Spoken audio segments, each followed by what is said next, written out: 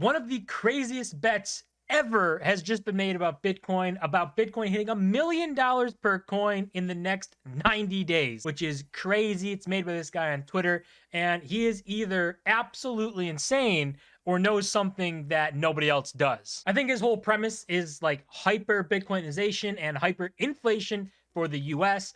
And if that happens, then sure, you can justify something like this. But that also means like the entire the system of the dollar collapses worldwide.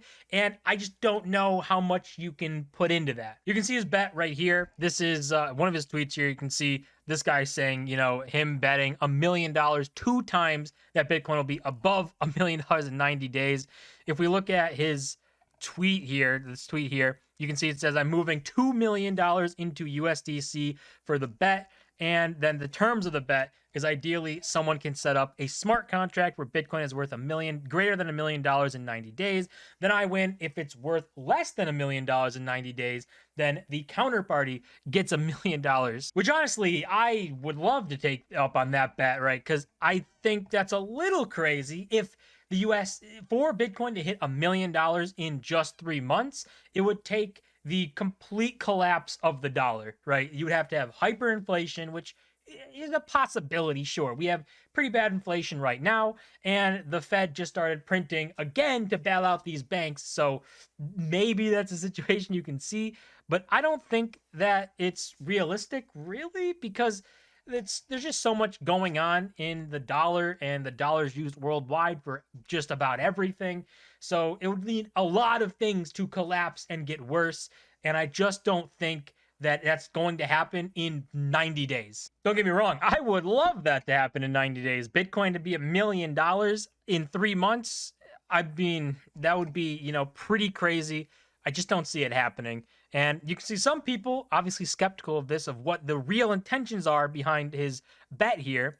And you can see this is one of them, saying the prediction is that Bali, might be butchering that, will launch a new podcast or media platform in a few months on the back of his extremely successful Bitcoin-related ad campaign, and it will shill trash coins mercilessly. So that's something that could happen, right? This could all be his whole tweets and threads here about everything going on, could all be a publicity stunt to get attention. And if he's rich, which I guess he is, $1 million isn't that much to him. So it's a great marketing campaign, pushes everyone to say he's betting $1 million on this. You get a lot of eyeballs, everyone's talking about it, and then you can launch something off the back of it, and you'll probably make way more than $1 million off of launching a podcast or a YouTube channel and having so many eyes on you and paying attention to whatever you have to say. And you also have somebody else saying, plenty of us are known for making outlandish and stupid calls, but Bali is not one. He has always been measured and eerily persistent, and he's just predicted the bank failures and money printing will cause $1 million Bitcoin in the next 90 days. So I guess this is someone who is usually not being outlandish, right? Pretty conservative with calls. But he's also someone who isn't really a Bitcoin maxi, so him like saying all this about Bitcoin is a little weird, because you can also see from this that if you're wondering if he is a Bitcoin only, he has a short clip here, says he doesn't understand that Bitcoin is scaling in layers, and he thinks that we should get Bitcoin to Moon and then get everyone onto Ethereum and DeFi using Web3. Obviously, that's pretty dumb, because the whole system, the whole point about Bitcoin is how this system we are in is a broken system.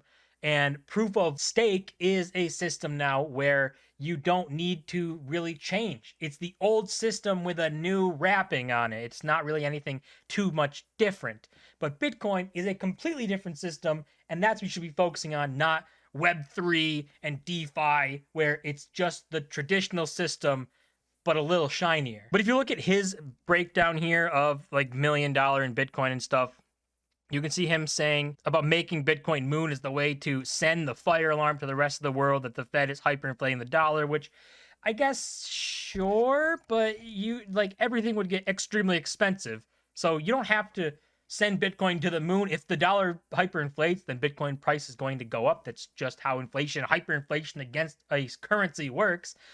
Like you can see it, this chart is the Lebanon dollar, And that's literally what it looks like because they inflated their dollar. They cut it in half, like 50% overnight. And that's what happened to Bitcoin. So that's the same thing could happen, but it doesn't mean that, if this whole thing works out, Bitcoin runs up before hyperinflation. It would probably be during or a little bit after. Then he goes on to say the banks are insolvent and we must have learned to distrust bankers after the 2008 crisis, which, yeah, Bitcoin was made after 2008 and it came out of that crisis, right? That's literally why it was really made and focused on.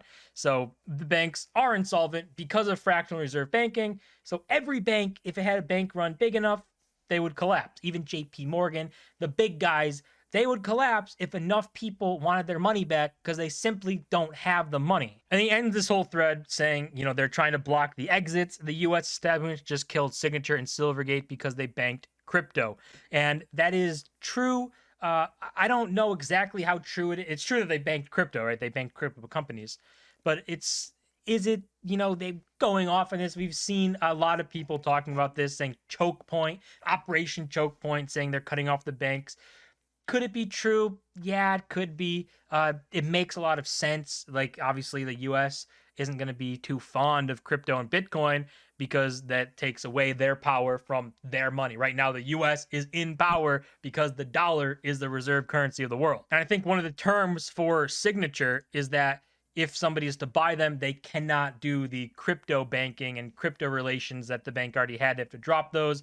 So maybe it's a whole thing coming together. It could absolutely be. And if you look at Bitcoin and its performance this year so far compared to pretty much everything else, you can see Bitcoin up a massive 68.5%, gold up 9%, the Nasdaq up 15%, S&P only up 2%. So obviously Bitcoin heavily outweighing everything else. It's absolutely exploding, doing amazing this year. Still down from its highs, obviously, right? It's still down. Everything is still down.